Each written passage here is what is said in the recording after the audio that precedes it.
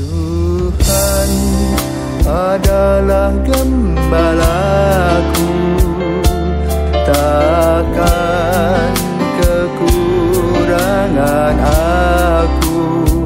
Saudara-saudari yang terkasih di dalam Kristus, selamat pagi. Salam jumpa lagi dalam Sabda Siap Saji. Jumat 11 Agustus 2023, peringatan Santa Clara Perawan. Marilah kita berdoa. Dalam nama Bapa dan Putra dan Roh Kudus. Amin. Allah Bapa yang penuh belas kasih, dalam diri Santa Clara Engkau telah menumbuhkan cinta akan kemiskinan. Semoga berkat doanya kami mengikuti Kristus dengan semangat kemiskinan, supaya layak memandang Engkau dalam kerajaan surga.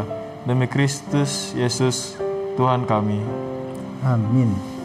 Tuhan bersamamu dan bersama rohmu. Injil Yesus Kristus menurut Matius. Dimuliakanlah Tuhan.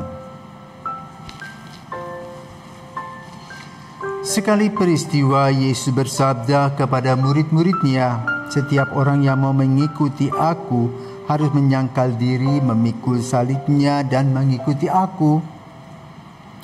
Karena barang siapa mau menyelamatkan nyawanya akan kehilangan nyawanya, tetapi barang siapa kehilangan nyawanya karena aku, ia akan memperolehnya. Apa gunanya bagi seseorang jika ia memperoleh seluruh dunia tetapi kehilangan nyawanya? Apakah yang dapat diberikannya sebagai ganti nyawanya? Sebab anak manusia akan datang dalam kemuliaan Bapanya diiringi malaikat-malaikatnya. Pada waktu itu ia akan membalas setiap orang setimpal dengan perbuatannya. Aku berkata kepadamu, sungguh di antara orang yang hadir di sini ada yang tidak akan mati sebelum mereka melihat Anak Manusia datang sebagai Raja dalam kerajaannya." Demikianlah sabda Tuhan. Terpujilah Kristus. Selamat sore Romo. Selamat pagi Romo. Ulang. Salah itu.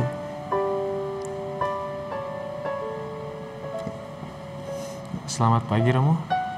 Selamat pagi Franz. Hadir Romo. Nah, salah juga toh. Selamat pagi Romo. Selamat pagi Adi. Jadi saya ingin bertanya Romo. Tuhan Yesus kan di sini di akhir kata bilang katanya, sungguh di antara orang yang hadir di sini ada yang tidak akan mati sebelum mereka melihat Anak Manusia datang sebagai Raja dalam kerajaannya. Ini saya punya pertanyaan mengenai siapa orang itu dan apa memang dia benar-benar abadi sampai sekarang Romo? Apakah orang itu bukan kamu? Bukan Romo. Loh, Saya rasa begini. Kalau kamu potong ayam, potong bebek, angsa, masak di kuali, ya, selesai dia. Kalau kamu makan ikan goreng, tidak ada apa-apa lagi. Coba kalau kamu bunuh orang, adi, ya kan tetap abadi tuh, ya. Jadi maksud Yesus itu, orang yang sudah meninggal itu abadi dia, rohnya tetap hidup, tetapi roh itu masih menunggu kehadiran Anak Manusia. Itu loh. Jadi kita ini baris menunggu. jadi bukan ada salah satu rasul begitu. Bukan, kita semua menunggu sampai parusia. Ya, artinya parusia itu artinya akhir zaman datang. Nah, bagaimana caranya, bagaimana diuraikannya nggak ngerti. Kita hanya bisa percaya dan berharap. Itulah kata-kata Yesus, karena Yesus tidak pernah berbohong. Ya, itu ingat, Tuhan Yesus tidak pernah berbohong. Beda dengan kita. Kita berbohong kalau kita punya kepentingan pribadi terganjal, ya toh? Yesus tidak ada urusan. Nah, oke, maka hari ini kita memperingati Santa Clara. Ya. Siapakah Santa Clara itu? Santa Clara itu lahir pada abad ke-13 ya, tahun 1200 sekian. dari keluarga bangsawan namanya Favarone. Tentu sebagai keluarga bangsawan hidupnya terjamin, zonanya aman, makan, minum, rumahnya beres, masa depannya ada. Ya, mungkin punya ranch, ya, punya kebun, ya, yang bisa menghasilkan, punya usaha-usaha, ya, yang mana anak-anaknya itu mendapatkan banyak kenyamanan, termasuk Clara.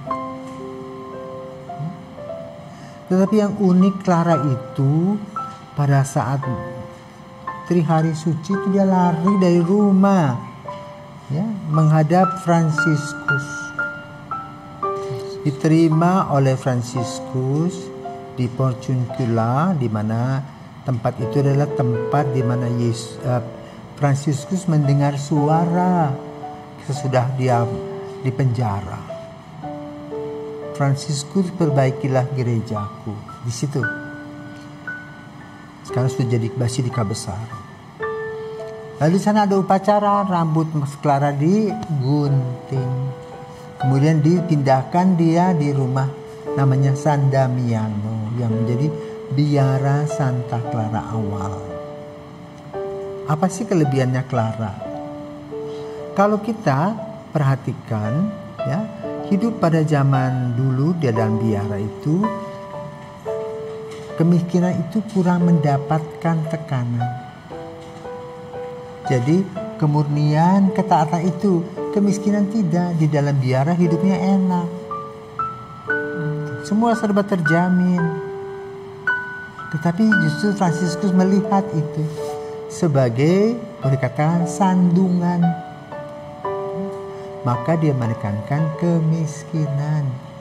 Nah, kemiskinan ini diuraikan bagaimana? Sebetulnya cukup mengagumkan dan kita tidak mampu. Kalau kita tinggal di tempat musim, jam 4 musim, ya, ada saat-saat semula ini sekarang nanti September nih mulai dingin. Dan apa yang menjadi tanda dari musim dingin itu? Kaki kita dimakan oleh angin. Jadi pagi-pagi sudah angin sudah masuk dalam kaki kita, wih, dingin sekali. Maka tidaklah mengherankan mereka pakai kaos kaki. Kaos kaki pakai stocking, nah itu untuk menghindari rasa dingin itu. Tetapi justru Fransiskus itu mulai tidak memakai kaos kaki, wih, dinginnya kayak apa. Tetapi karena dia mempunyai kaul kemiskinan tadi, dengan merenungkan tentang salib Yesus, rupa-rupanya mereka itu tidak mendapatkan rasa dingin. Kehangatan seperti biasa, seperti ada yang melindungi. Nah, Clara masuk dalam grup itu yang menekankan biaranya kemiskinan. Nah, yang unik lagi dari Clara itu, adiknya juga ikut-ikutan masuk. Waktu adiknya masuk, bapaknya jengkel, ya.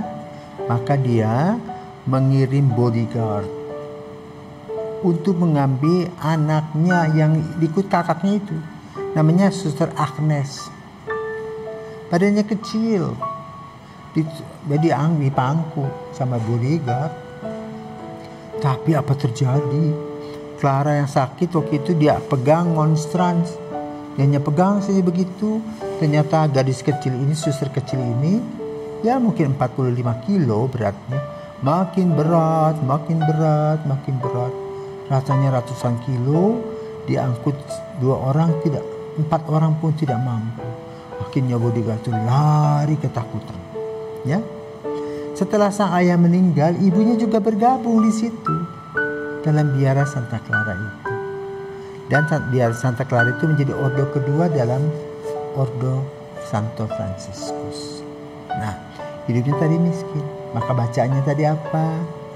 Barang siapa tidak mau memberi dirinya, tetap kaya, tapi tidak bahagia.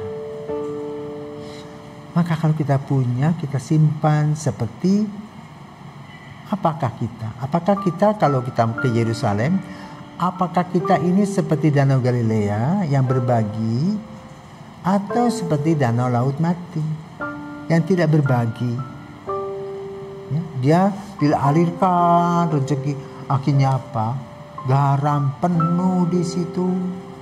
Sementara Danau Galilea itu dengan embun yang dihempaskan, diterbitkan oleh angin, ya, air yang dibawa oleh angin melahirkan embun-embun itu menyuburkan sekitarnya, pohon-pohon kurma, sayur mayur, buah-buahan, bunga-bungaan bisa hidup karena dia berbagi. Sementara di Laut Mati ya sudah, hanya kita kalau mandi di situ kita bisa mengambang, ya. Kenapa? Kadar garamnya tinggi karena dia tidak berbagi. Maka Yesus mengatakan itu, ayo berbagi. Jangan sayang pada dirimu, ya, secara rohani, tetapi carilah kehidupan rohani yang lebih baik seperti yang dilakukan oleh Santa Clara. Maka ia akan bahagia dan sampai hari ini namanya tetap dikenal.